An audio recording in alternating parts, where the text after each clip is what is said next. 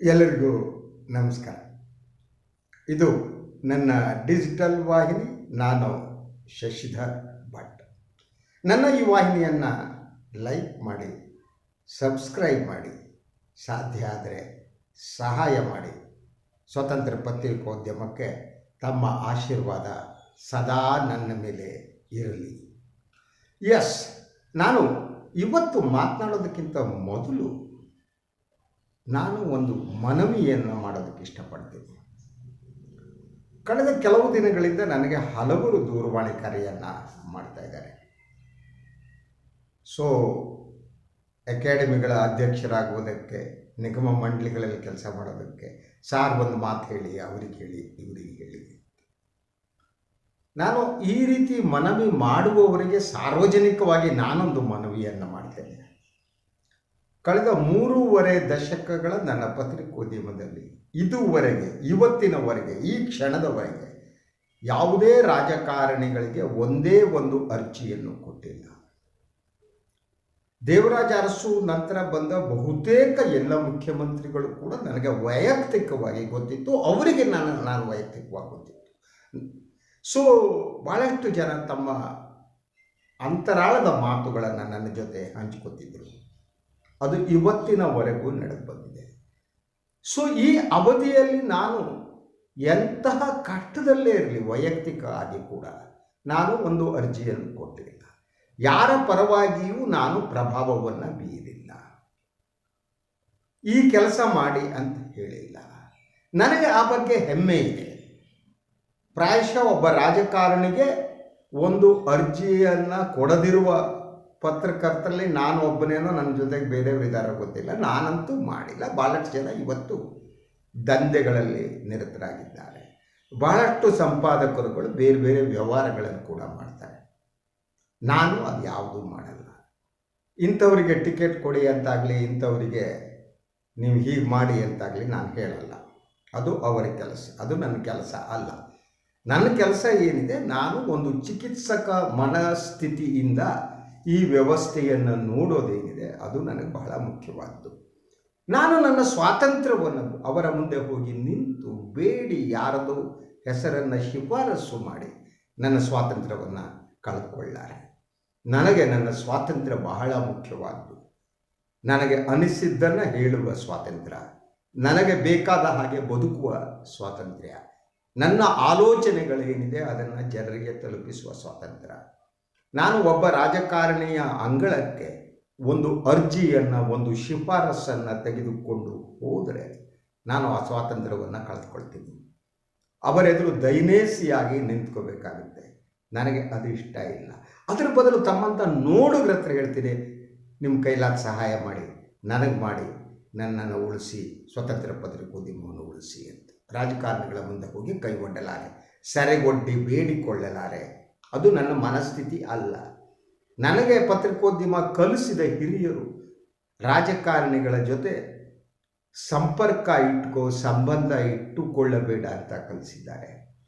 ಹಾಗೆ ಕಲಿಸಿದವರಲ್ಲಿ ಪಿ ಲಂಕೇಶ್ ಅವರು ಇದ್ದಾರೆ, ನನಗೆ ಆತ್ಮೀಯರಾಗಿದ್ದರು. ಅದಾದ ಮೇಲೆ ಕನ್ನಡಪ್ರಭ ಸತ್ಯ ಅವರು ಇದ್ದಾರೆ. ಹಲವರು ಹೆಸರುಗಳನ್ನು ಹೇಳ್ಬೋದು. ಆದ್ದರಿಂದ ದಯವಿಟ್ಟು ಕ್ಷಮಿಸ್ಬಿಡಿ, ನಾನು ಯಾರಿಗೂ ರೆಕಮೆಂಡ್ ಮಾಡ್ತಾರೆ. ಈ ಬಗ್ಗೆನೇ ಮಾತನಾಡ ಅಂತ ಅನಿಸುತ್ತೆ. ಕಾಂಗ್ರೆಸ್ ಸರ್ಕಾರ ಬಂದ ಮೇಲೆ ಅಕಾಡೆಮಿಗಳು ಮತ್ತು ಬೇರೆ ಬೇರೆ ಸಂಸ್ಥೆಗಳ ಅಧ್ಯಕ್ಷರಾಗುವವರೇನಿದ್ದಾರೆ ಅವರು ಬೇರೆ ರೀತಿಯ ಪ್ರಭಾವವನ್ನು ಬೀರೋದಕ್ಕೆ ಪ್ರಾರಂಭ ಮಾಡಿದ್ದಾರೆ. ಅಧಿಕಾರದ ಗದ್ದುಗೆಯನ್ನು ಹಿಡ್ಕೋಬೇಕು, ಗೂಟದ ಕಾರಿನಲ್ಲಿ ಓಡಾಡಬೇಕು, ಮಂತ್ರಿಗಳ ಸವಲತ್ತನ್ನು ಪಡಿಬೇಕು ಅನ್ನುವರ ಪೈಪೋಟಿ ಹೆಚ್ಚಾಗ್ತಾ ಇದೆ. ಆ ಕಾರಣಕ್ಕಾಗಿ ಅವರಿಗೆ ಒಂದು ತಾತ್ವಿಕವಾದ ಒಂದು ಸಿದ್ಧಾಂತ, ತಾತ್ವಿಕತೆ ಇದೆಯೋ ಇಲ್ಲೋ ನನಗೆ ಗೊತ್ತಿಲ್ಲ. ಆದರೆ ಬಹಳಷ್ಟು ಜನ ಇವತ್ತು ಸೆಕ್ಯುಲರ್ ಆಗಿ ಪೋಸ್ ಕೊಡೋದಕ್ಕೆ ಪ್ರಾರಂಭ ಮಾಡಿದ್ದಾರೆ. ನಾನು ನಿಮ್ಮ ಪರವಾಗಿದ್ದೆ, ನೀವು ನನ್ನ ಪರವಾಗಿದೆ, ನನಗೆ ಅಧಿಕಾರ ಕೊಡಿ, ಅಧಿಕಾರ ಕೊಡಿ, ಅಧಿಕಾರ ಕೊಡಿ. ಸಾಹಿತ್ಯ ವಲಯವೇ ಈ ಹಂತಕ್ಕೆ ಹೋಗಿರುವುದು, ಸಾಂಸ್ಕೃತಿಕ ವಲಯ ಈ ಮಟ್ಟಿಗೆ ಕೆಟ್ಟು ಹೋಗಿರುವುದು ನನಗೆ ಆತಂಕವನ್ನು ಉಂಟು ಮಾಡಿದೆ. ಅಕಾಡೆಮಿಗಳು ಮತ್ತು ಬೇರೆ ಬೇರೆ ನಿಗಮ ಮಂಡಳಿಗಳಿಗೆ ಕಳೆದ ಸರ್ಕಾರದ ಅವಧಿಯಲ್ಲಿ ಹೇಗೆ ನೇಮಕಾತಿಗಳು ನಡೀತು ಅನ್ನೋದು ಜನರ ಮುಂದಿದೆ, ಎಲ್ಲರಿಗೂ ಗೊತ್ತಿದೆ. ಹೇಗೆ ಇವರು ನೇಮಕ ಮಾಡಿದ್ರು ಬಿ ಜೆ ಪಿ ಸರ್ಕಾರದವರು ಅಂತ, ಯಾರ್ಯಾರನ್ನ ತಂದು ಎಲ್ಲಿ ಕೂಡಿಸಿದ್ರು ಅಂತ, ರಂಗಾಯಣಕ್ಕೆ ಯಾರು ಬಂದರು ನಮಗೆ ಗೊತ್ತಿದೆ. ಅಕಾಡೆಮಿಗಳಲ್ಲಿ ಅಧ್ಯಕ್ಷರಾದವರು ಯಾರ್ಯಾರು ಯಾವ ಕೆಲಸ ಮಾಡಿದ್ರು ನಮಗೆ ಗೊತ್ತಿದೆ. ಸೊ ಈ ಎಲ್ಲ ಮಹಾಮಹಿಮರುಗಳು ಏನಿದ್ದಾರೆ ಅವರು ತಮ್ಮ ಅವಧಿಯಲ್ಲಿ ಏನು ಮಾಡಿದ್ವಿ ಅನ್ನುವಂಥ ಒಂದು ಶ್ವೇತಪತ್ರವನ್ನು ಹೊರಡಿಸ್ಬೇಕು ಅಂತ ನಾನು ಇಷ್ಟಪಡ್ತೀನಿ. ನಿಮ್ಮ ಅವಧಿಯಲ್ಲಿ ಏನು ಮಾಡಿದ್ದೀರಿ, ಅಕಾಡೆಮಿಗಳಿಗೆ ಬಂದ ದುಡ್ಡು ಏನಾಯಿತು, ಆ ದುಡ್ಡನ್ನು ಯಾವುದಕ್ಕೆ ಬಳಸಿದ್ದೀರಿ, ಅದ್ರ ಜೊತೆಗೆ ಅಕಾಡೆಮಿ ಮಾಡಬೇಕಾದ ಕೆಲಸ ಯಾವುದು, ಆ ಕೆಲಸ ನಡೀತಾ ಇದೆಯಾ? ಅದು ಸಾಂಸ್ಕೃತಿಕ ಮತ್ತು ಸಾಹಿತ್ಯ ವಲಯ ಸಂಪೂರ್ಣವಾಗಿ ನಾಶ ಆಗಿದೆ. ಬಿ ಜೆ ಪಿ ಆ ಕೆಲಸವನ್ನು ಮಾಡಿದೆ. ಪಠ್ಯಕ್ರಮಗಳ ಒಂದು ಪರಿಷ್ಕರಣಾ ಸಮಿತಿಗೆ ಎಂಥವರನ್ನು ನೇಮಿಸಿದ್ರು ಅನ್ನೋದು ನಮ್ಗೆ ಗೊತ್ತಿದೆ. ಸೊ ಅದೇ ರೀತಿ ಶಿಕ್ಷಣ ಕ್ಷೇತ್ರ ಹೇಗೆ ಕಲುಷಿತಗೊಂಡಿತು ಅನ್ನೋದು ಗೊತ್ತಿದೆ. ಬಹುತೇಕ ಅಕಾಡೆಮಿಗಳು ಬಾಗಿಲು ಮುಚ್ಚುವ ಹಂತಕ್ಕೆ ಬಂದು ತಲುಪಿವೆ, ಯಾವುದೇ ಕೆಲಸವನ್ನು ಮಾಡ್ತಾ ಇಲ್ಲ. ಈ ಬಿ ಜೆ ಪಿ ಮಾಡಿರುವ ಈ ತಪ್ಪನ್ನು ಕಾಂಗ್ರೆಸ್ ಮಾಡಬಹುದು. ಕಾಂಗ್ರೆಸ್ ಮೇಲೆ ಹೆಚ್ಚಿನ ಜವಾಬ್ದಾರಿ ಇದೆ. ಅಕಾಡೆಮಿಗಳ ಅಧ್ಯಕ್ಷರನ್ನು ನೇಮಿಸುವಾಗ ಅವರು ಕೆಲವೊಂದು ಮಾನದಂಡಗಳನ್ನು ಅವರು ಅನುಸರಿಸಬೇಕು. ಮೊದಲನೇದಾಗಿ ಯಾರು ಅರ್ಜಿ ಹಿಡಿದುಕೊಂಡು ಬರುತ್ತಾರೋ, ಯಾರು ಶಿಫಾರಸು ಪತ್ರಗಳನ್ನ ಹಿಡ್ಕೊಂಡು ಬರ್ತಾರೋ, ಯಾರ ಪರವಾಗಿ ಬೇರೆ ರಾಜಕಾರಣಿಗಳು ನನ್ನಂಥ ಪತ್ರಕರ್ತರ ಒತ್ತಡ ಹಾಕಿದರೆ ಅವರ ಹೆಸರನ್ನು ತೆಗೆದು ಪಕ್ಕಕ್ಕಿಡಿ.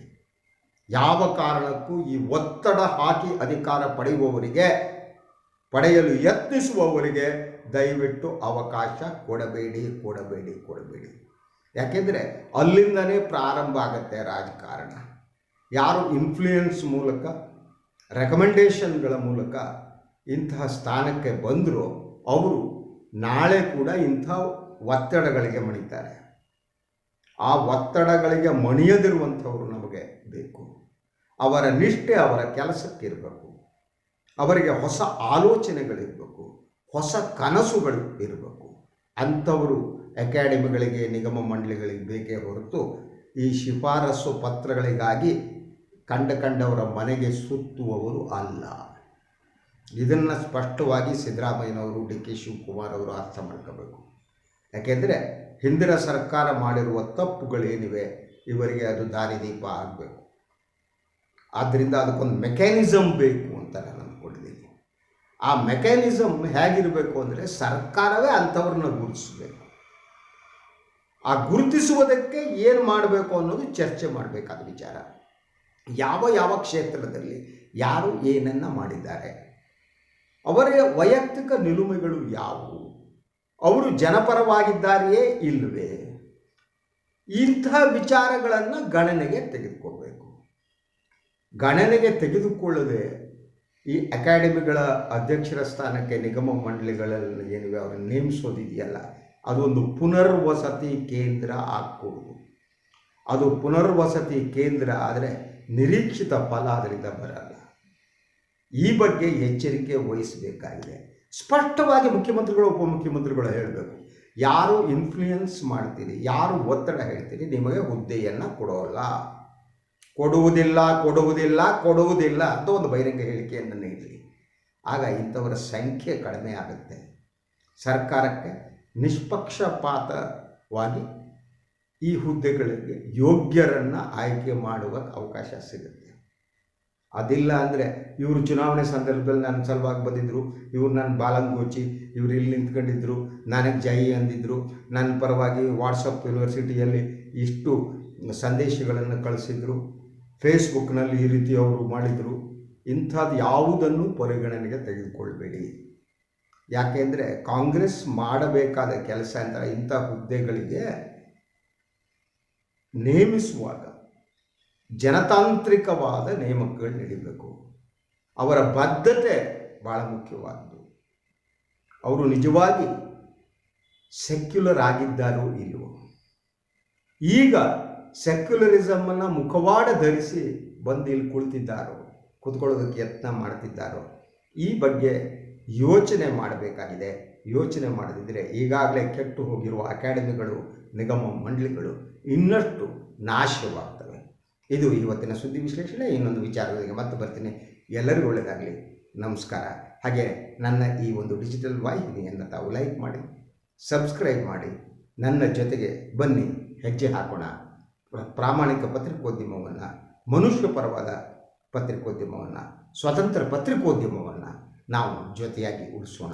ಎಲ್ಲರಿಗೂ ಒಳ್ಳೆಯದಾಗಲಿ. ನಮಸ್ಕಾರ.